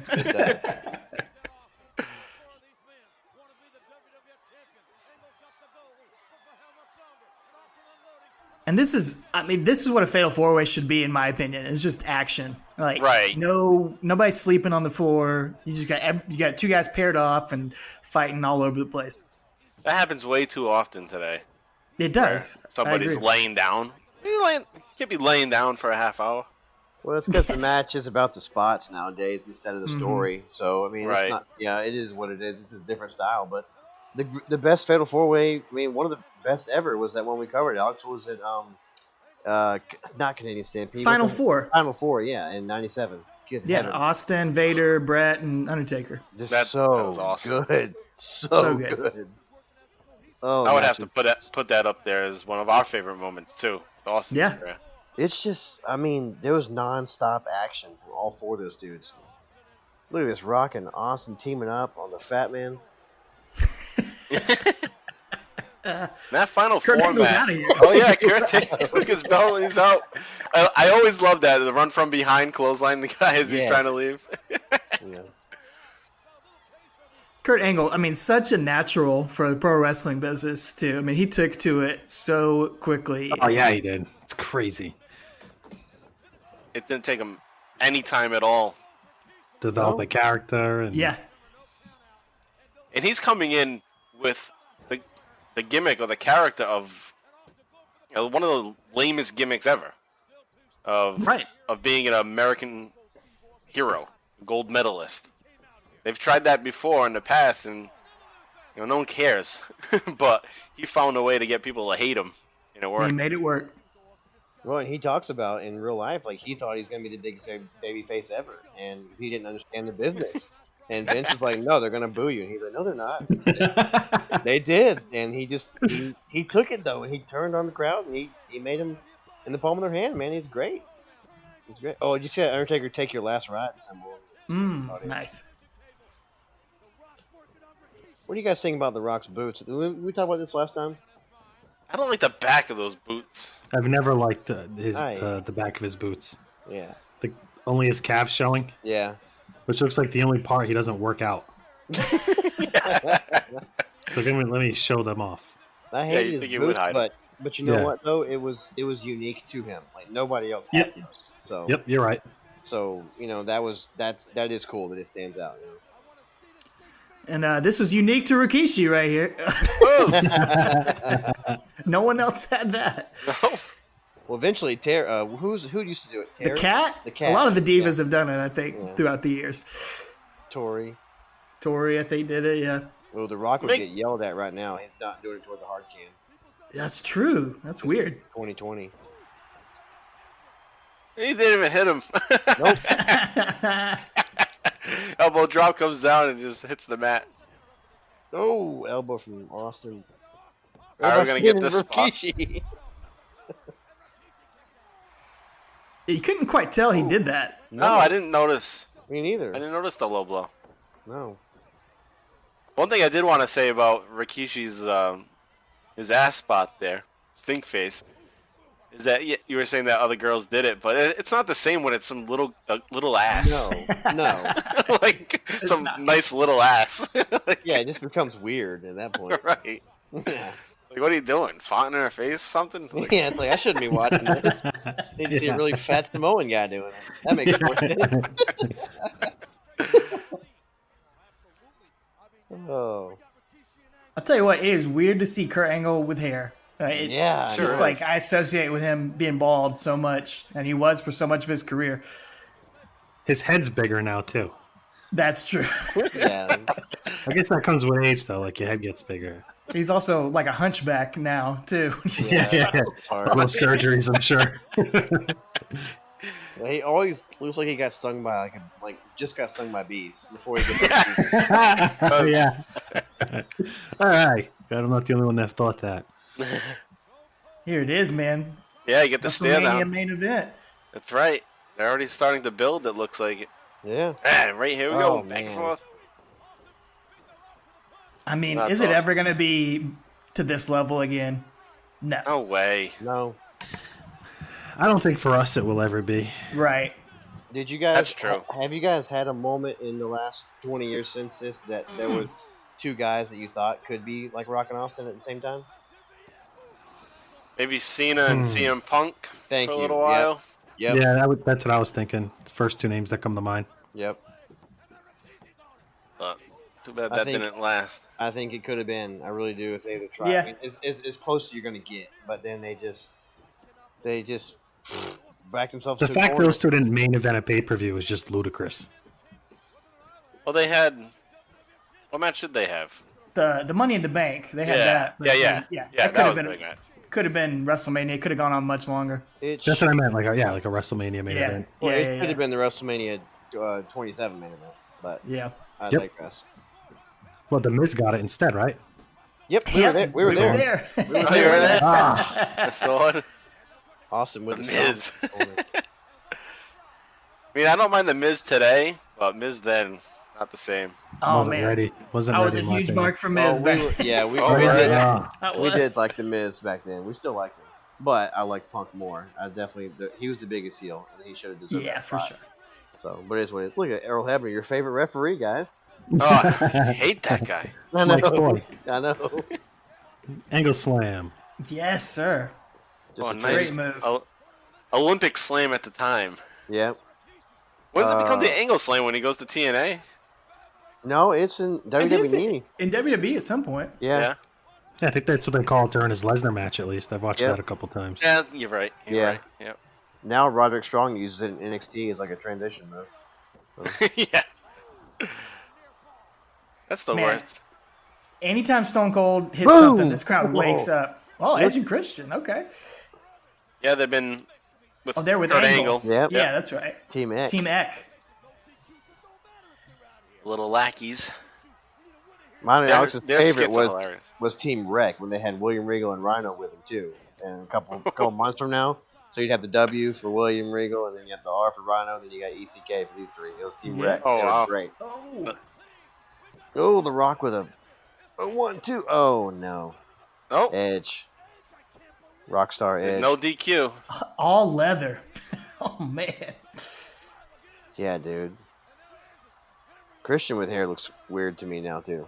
That's Yeah, long true. hair. Yeah. Oh, the radicals. Yeah, here comes You got Saturn. everybody. Oh, stun it right in the middle of the ring. This has got to be it. Nope, Barry Oh, Saturn's no Oh. way, man. Saturn and Eddie. Man, okay, so Eddie and Austin had a little bit of interaction before Austin took his ball and went home. That was allegedly supposed to be where they were headed, and I wish they would have gotten to do that, man. Oh, Eddie and at Austin. that time. 2002. Ooh, Yeah, that when Eddie supposed was awesome. Yeah, I could have had some barn burners. Yeah. Hell yeah. Another slam to Rikishi. Wow. Wow, because everybody else is distracted outside the ring because of the Radicals, Edge and Kurt Angle Christian. steals it. Kurt Angle is able to steal it. There you go. And Rikishi takes the pin. You know it wasn't going to be Austin on the Rock. Exactly. That's what he's there for. Yep. Yeah. That's the only reason he's in this match. Oh, here's some more guys. We got Benoit. We got I think Dean. is that Dean? Yeah. Actually, the story was supposed to be that Triple H was going to be in this match rather than Kurt Angle. But Kurt Angle was thrown into the match because Triple H wasn't able to make it because of an injury. That's right. That's what it was. But I think this is the way it was supposed to go the entire time. It's just Sure. an excuse for Triple H not to be able to go overseas. It's to say, And for Stone Cold to dole out some stun. yeah, here we go, There always. Send the crowd home happy, baby. Austin must stun. Oh, and a Yeah. rock bottom from The Rock. Right, this is how you got to end these shows. Yep. Yes. Look at that, Austin with the assist there. I love it. Threw Eddie into the Rock. That was great. Working as a team. Do they chug beers together here? Oh, guaranteed. Come on. Throw them in. Radicals, man. Oh, maybe not. I don't know. Maybe they're gonna have one more beatdown. I think Rock's planning, waiting for that rock bottom. I think so. Nope, No, never maybe mind. not. Bad angle. I thought he was too. Yeah, he was It loaded looked like up. it. It looked like he was right behind him. Lining them up. Yeah. That'll happen in a few months as they build a Mania. So. England is Jericho, as sign says. The Rock, it looks like they're a good team here, but the following week or a couple weeks later, The Rock's going to team up with The Undertaker and win the tag team titles. Right after this. Yeah, that was That was such a weird. strange Yeah. little run. Like 2 weeks, one Right. week, 2 weeks, something. Yeah. Yeah, they beat Edge and... No, they beat right to Censor, I think. No, Edge and Christian. Edge and Christian, yeah. I think. Yeah. Yep. Man, and no one took a last ride powerbomb like Edge and Christian did. Yeah. He murdered those guys. Yeah. Oh, another setup. Yeah, that was nice. Yeah. They're assisting each other. There's another one. Where's Saturn? This is great. Come on, where's Saturn? We need bald on bald. Yeah. There he is. Saturn doesn't want to get in. Oh, Dean Bold on Malenko. bold crime. Yeah, Malenko and Saturn don't bother to go in. No thanks. Like, we took enough bumps already. Yeah, the bump. There's no cart's going full in there tonight. not taking a move from one of them. No. No. That's your job at this point. You get in the ring, you're taking a big bump. Yeah. This feels like that match was supposed to go about 5 more minutes, and they're just kind of killing time. Right, I'm looking at the time now. There's 4 minutes left on the show. What the heck? Oh, Here here we we go. go. Here we Oh. go. Here we go. Austin whips the Rock around. They stare each other down. What's he saying? It's weird to me. These guys are like 7 or 8 years apart of age, which is crazy to me. Yeah, they because came Austin up was like in it's- for so much longer. Yeah, but they like got big at the same time. It's just crazy. Yeah, the Rock skyrocketed. Yeah. Think about it. He was only there for as a full-time performer for what, 6 years? That's it. I mean, Austin was only there for Like 8? 7. Yeah. I mean, 6 or 7. Yeah. And John Cena, Randy Orton, like 20 years. 20 I'm years. thinking 30 years. Taker. you know? Yeah, exactly. Triple H, 25. You know, it's Yeah. nuts. So, Yeah, this is right around the point where people come in, they're there forever. Yes. No other show in town, really. Well, nothing yeah, else to go 'cause, to. I mean, yeah, in 3 months there'll be no more shows in town. Yeah, that's it. TNA Right. doesn't ever count. So, what's up, It's funny. Gleason? As Son says, What's up, Gleason? or is it weather? It is 2000. Oh, for sure. Speaking of somebody that's been around for so long, he's here at this point that we're covering, but then he's gone. Is K Quick or R Truth? He's here in 2000. Yes. Okay, on our episode that we're covering, I guess it'll come out this. When's this episode come out? Tuesday, Wednesday. Yeah. This will go out tomorrow, Wednesday. Okay. This will be Wednesday. Okay, so ours will be in 2 days from this. Ours when R-Truth just comes back to WWE in 2008. It's hilarious. Yeah, it's crazy. The guy's been there forever. Ageless. Yeah. Oh, yeah, he looks is. the same as he did Looks the back same. in He definitely looks the same. And he's still entertaining, man. Yeah. Yeah. Still great. I love when R-Truth shows up on TV. Yes. So does Brock Lesnar. Yeah, I saw that too. So does Vince McMahon. Yeah. Look at this, man. I mean, Look at these this guys can do guy. so much with so little. They know how to sell a moment, The these two crowd's on guys. their feet. And they're Right. not even doing They're not Nothing's doing it. happened. They're just like trading beers. Here they go. They're talking some smack. Who knows? All right, that always takes up some time. Give him a hell yeah. All right, they drink it. Someone's taking a spot. Yeah, come on. Have you guys had the Broken Skull IPA? I haven't been able to get it. No. haven't neither either. have I do have a friend that trades beers, and he said he was going to try to get me one, but he hasn't yet. Yeah. They had it at the SmackDown show in Boston a month or so ago, like the last SmackDown show. Oh, really? Yeah, you know Dre. He was there, and he doesn't even watch. He's not into wrestling, but he took his sons, and they had the Broken Skull IPA on sale, Oh, wow. Wow. can and all. Well, Did helping you guys out see The Austin. Rock drop a beer right there? Yeah. Dropped like Hey, 2 of them. party fall. Faux pas. I'm always impressed with how Austin can catch those beers. Just getting chucked into the ring. You know, couldn't he catch him angle when he was throwing them at him? Yeah, he was chucking them at an angle last week. We were on a show we covered. From the ring to the grill Oh, yeah. position, basically. He broke this monitor in the back. What a cannon for an arm Austin had. Yeah. All right, so it's a happy ending here. It's no stunners, no rock bottoms, just drinking some beers with each other. The calm before the storm. Yeah, Mhm. just months away Well. from arguably one of the greatest main events Oh, all of without question. WrestleMania history. Absolutely. All right, so let's wrap things up here, and of course, thank you, Alex and Travis, for going along with us on this crazy journey today. Yeah. Hopefully, it all comes out sounding good, and you know, it's funny that Yeah. you know, part of the whole reason for doing the show is to do Undertaker and Benoit exclusively, and it might not happen, but we'll see. No, we had a good time. Hope you guys can use it. And either way, it was fun to hang out with you guys again. Yeah, man, Yeah. it's been a while, so that's good. Yeah. Yeah, we usually, like I said before, we usually catch up like every 5 months or so. So, you know, whenever you want to do that Armageddon match down the road, let us know, and we'll make an appearance on your show again. Absolutely. Yeah, we'll make it work.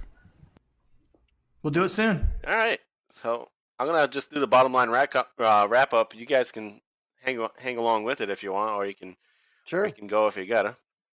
But next week on the Bottom Line Wrestling Cast, we're doing episode 70. So we're actually like at the halfway point in comparison to Talking Taker. Talking Taker's at 140. We're at 170. And what's funny is I was looking earlier, and we had just covered Armageddon on episode 69, and you guys covered Armageddon 2000 on your episode 68. Oh, Interesting. wow, that's crazy. And that was back in November of 2018, which was just a couple months after we started. So we're staggering around that like 66 to 70 episodes behind you. That's where we're at. But and we're 8 years behind you. You're in 2008. We're just heading into 2001, so 7 years behind you. But that's what we have coming up next week is episode 70. We're still in December. We're coming off of Armageddon. So we're going to cover the couple weeks after that leading up to the new year. So that'll be episode 70. And also, let's get into our podcast plug for our pals. Talking Taker, you gave it to us at the beginning of the episode, but one more time, episode 141. What's your topic? What are you talking about this Friday? Well, you can find us at Talking Taker on Facebook, Twitter, Instagram, pretty much any podcasting service you can find out there. We are on there. And Travis, why don't you tell them what we got coming up on this week's episode? Shoot, what do we got coming up this week? Oh, I'm just kidding. It's I believe it's No Mercy 2008. We just closed a chapter on one of the greatest rivalries in Taker's career with Edge, and now we're lumbering into a feud with the Big Show to cap off the rest of 2008. So, actually, his feuds with Vicky Guerrero basically, but she can't wrestle, so Big Show is her proxy. So, yeah. I like the usage of the word lumbering. Yeah. Oh yeah. I chose that carefully. Yeah. Yeah. And I'll say, if you folks, if you don't listen every week, if you want to find a place to jump in, go back a couple weeks to our WrestleMania 24 episode. That is where we cover a fantastic match with Edge. And it's like the beginning of a great storyline with Edge that we cover over the next few weeks. But also, Travis and I, we got to record in person. That's where we also cover our time that we got to meet The Undertaker in New York about a month ago. So it's one of the most fun episodes, one of my favorite episodes, one of the most unique episodes in our podcast. So, listen this week, but if you don't normally listen to us, that's a great place to jump in. I think it's episode 135. Awesome. So check them out. And from what I've seen, I go on the Apple Podcasts, and if I go to your show and I look down at shows that other people listen to this show, we're right there. Bottom Line Wrestling Cast. If you go to our show, you're the first one that shows up next to us. So we have a common audience. Yeah, for sure. All right, so anybody that hasn't listened to the Talking Taker, definitely it's time to. Also, check out Book in the Territory, the Unprofessional Wrestling Podcast with our friends Mike Mills, Doc Turner, and Hardbody Hopper. And they are breaking down episodes of NWA WCW, World Championship Wrestling. Prior to being WCW, they just had a TV show called World Championship Wrestling. And they are covering this week, which always drops on Thursdays, is December 24th, 1988. And they've started back in 85, and they've been on this long journey covering one episode a week, and they are heading into 1989 at this point. And they also do a similar show on Sundays called the Smoky Mountain Wrestling Recap, and they are on episode 192 covering September 30th, 1995. So again, that's Book in the Territory, the Unprofessional Wrestling Podcast. Also, keep in mind that JV and I do another show on the Book in the Territory Patreon $5 tier. It's called the Extreme ECW Live Cast, where JV and I do watch-alongs every 2 weeks of the old Eastern Championship Wrestling, and we're just getting to the point where it's starting to become more and more extreme. We are in March 1st. We are at March 1st and March 8th of 1994. So a lot of familiar faces in ECW at that point, and that's episodes 46 and 47 of ECW Hardcore TV. So if you want more of JV and I, check out the Extreme ECW Live Cast. Try it out for a month. Book in the Territory guys have a lot of good content on there in addition to the shows that we do for them. Did you say Book in Territory was hosted by Mike Mills? Yep. Is that from REM? I don't think so. That would be amazing. Oh, you never told me that. Yeah. I didn't want anybody to know. That's just side hustle. I mean, the lead singer of Smashing Pumpkins owns a wrestling company. It's not that crazy. That is true. That is true. Oh. All right, then one more friend of the show. It's our Vantage Point, the Retro Wrestling Podcast. And this week is episode 172.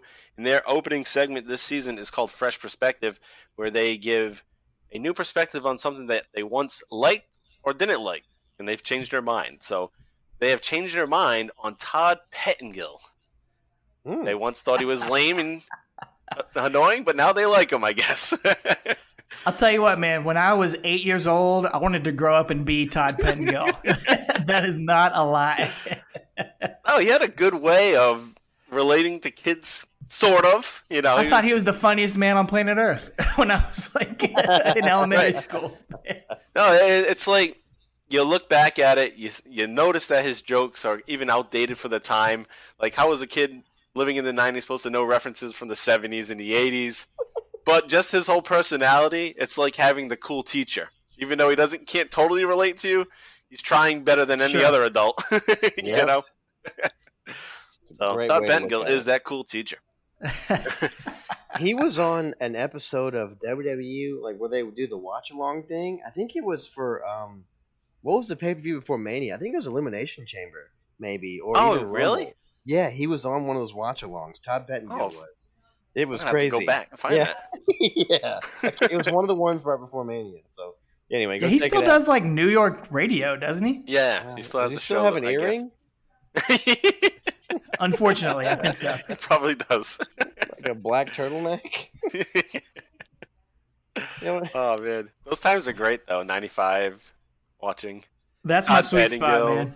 Doc Hendricks. Yes. Well, they just uploaded some more 92, 93 superstars on the WWE Network. I'm in heaven. Oh, I've been watching. Yes. Since yesterday, I've watched from where they just added the new ones. November 92. Yeah. I watched that leading up to Survivor Series, and I watched Survivor Series 92 today. Same here. I'm about to watch Survivor Series probably tomorrow. Oh, it's awesome. I was surprised by how okay it was. Better than I thought. And I think watching Superstars built me up because of all the event centers. Exactly. Yes. I was like, all right, I want to watch this match now. They knew how to sell a pay-per-view back then. Right. All right. So also on our Vantage Point this week, they're doing the Royal Rankings, and they're ranking the best WWF Tag Team Champions. And this week, the two teams that make it into the list are the Dudley Boys and Demolition. So check that out. And they also do a wrestling review. I'm not sure what show they do. They always do something random in their third portion of the show. So check them out. It's a good show. Our Vantage Point with Joe Murata and Michael Quinn. And then also, our pal Jay Free does Free or Geek. And Jay Free has a new episode out this week. JV, have you checked it out yet? No, I haven't. All right, so their new episode, Jay Free and KB talk about what video games they're playing during their time in quarantine to pass the time. And they're playing Resident Evil 3, Mortal Kombat 11, and Marvel Super Alliance, or whatever. What's it called? Marvel Alliance? Something like that. Marvel Ultimate Alliance, I think. Yeah, Ultimate Alliance 3. So they're playing those, but they also give their review of WrestleMania 36. So they don't often do wrestling. Every once in a while, they'll sprinkle in some wrestling, and JV and I have been on a couple of the shows where they do wrestling. But this one has their recap of WrestleMania 36, and like Talking Taker and Bottom Line Wrestling Cast, Free or Geek is totally into the Boneyard match and the Firefly Funhouse. Yes, sir. I haven't really heard any negativity about it from fans, like actual fans. It's more like what you guys were saying, people like Brian Alvarez or Dave Meltzer or Jim Cornette, that are crapping on the match. But, yeah, what do they know? That's the thing. Sometimes with people that are in the business, like Jim Cornette, like saying like, "Oh, it should be like this." Well, who are you to say? Just because you were in the business, right. That's what they like to hang their hat on. Is that, oh, I was in the business, so this wrestler actually wrestled before in a ring. Well, I'm the fan. I'm the one that needs to enjoy it. You're not supposed to be the one that's enjoying it. You're supposed to be putting the content out there for us to enjoy. Yeah, like I'm a fan of music, but I'm not in the music industry. But I can tell you when a song sucks or a band sucks. Right. Yeah. Right, and you can say what you like and what you don't like. Yeah. Jim Cornette, JR, like they have a lot of knowledge. You just got to take everything they say with a grain of salt. You can't take it all as gospel. Right. Like, they do say a lot of smart stuff, but not every single. They're not the sole opinion. And same with Dave Meltzer and Brian Alvarez. Yeah, right. Like, they're fans, and some stuff they say is pretty good, but a lot of it you just can't take it all as gospel. Right, because it's just their opinion. Exactly, just like ours. Yeah. Right, and it's only because they have a large platform that they influence a lot of people's thinking. Exactly. Too. Yeah. Their 5 stars does not mean it's the only 5 stars. Nope. Right. So, so good stuff there. And Free a Geek, they have their own views too. So check them out. And then that's it. So yeah, again, it's Free a Geek, our Vantage Point, Booking the Territory, and of course, our greatest friends of the podcast, Talking Taker. Without a doubt. Appreciate that. And right from the start, we've been in communication, and you've always been supportive of us right from the beginning. So we appreciate that. We love it, and we can hope to continue to do these every once in a while. It's a good time. And you guys are so much smarter than us. You picked a guy with a much shorter career. Yeah. So, kudos to you guys. Yeah. Yep. But then, we won't have anything to do. Come up with something different, or we'll just continue with ECW for the next 10 years. You could do Ron Killings, just K-Quick, just our truth. Yeah. You do a review of every Stone Cold Steve Austin podcast. I think you should do one called Speaking the Truth, and you just do our truth's career. Speaking the truth. There you I go. like that. Now we're talking. What's up? We'd probably be able to get him to do the entry music, the opening theme. You might could. You probably could. All right, guys. One last time, thank you for joining us, and we'll try to get on your show whenever you want us. So, Absolutely. You guys check us out, and thanks for having us on. And as always, take her easy. all right. So I'm Mike Prue along with JV and the boys, Alex and Travis from Talking Taker. We are out of here. They're riding off into the sunset on their motorcycle, and JV and I rolling down the ramp drinking a beer. There we go. As we conclude In a this, Zamboni. So, yeah. In the desk chair. Yes. One of my That's favorites. All right. So long, guys.